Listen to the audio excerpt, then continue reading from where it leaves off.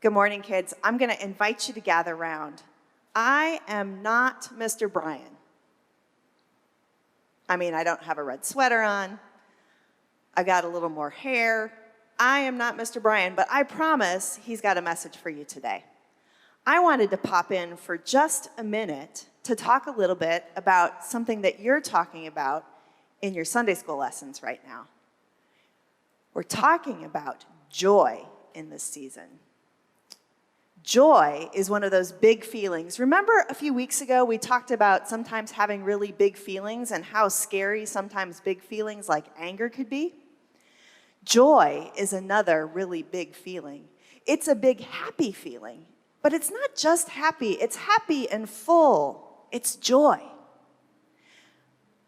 As we enter into Advent together, there's a few things that have changed on our table. For one thing, we have blue on the table because blue is the color that we use in the season of Advent.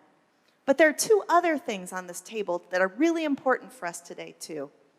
One is this pretty pink rosebud. Do you know why we sometimes see rosebuds in church?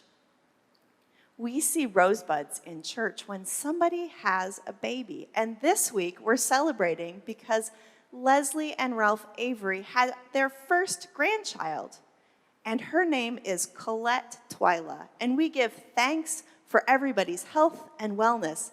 And that is a really joyful thing to happen. The other new thing on the table is a new friend up here for Moses. And I was thinking about how we might name our new friend. And then I thought, well, that's silly. We've got the perfect name. Our new friend's name is Joy. And Joy is with us to remind us that some big feelings are happy and good big feelings. So, next up is Brian. I hope you have a great day. Hi, kids. It's Brian again. And I'm at one of the most famous houses in all of the United States. Do you know what it is? This is called Mount Vernon. And it's right here in the Washington, D.C. area.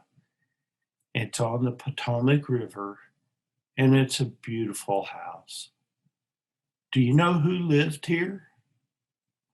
I'll give you a hint. His face is on a quarter.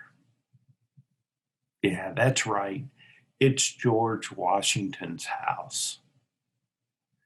You know, quarters can buy a couple of things, but they're really powerful when you add them with other quarters.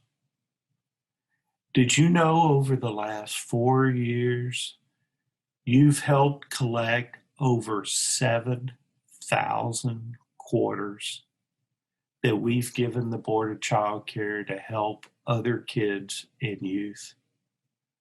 7,000. That's a lot.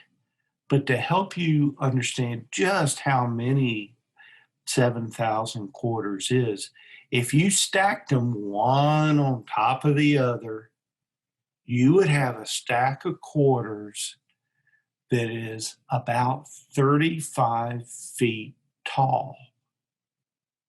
So how high is that? That is, if we took 10 or 11 of you kids and you each stood on one another's shoulders, that's how high 7,000 quarters would be. And that's powerful. And we're adding to that this year with our Quarters for Kids drive. I hope you are enjoying collecting quarters, and I hope you realize just the significance of the work you're doing to help other kids and youth. Have a great week. See you next time.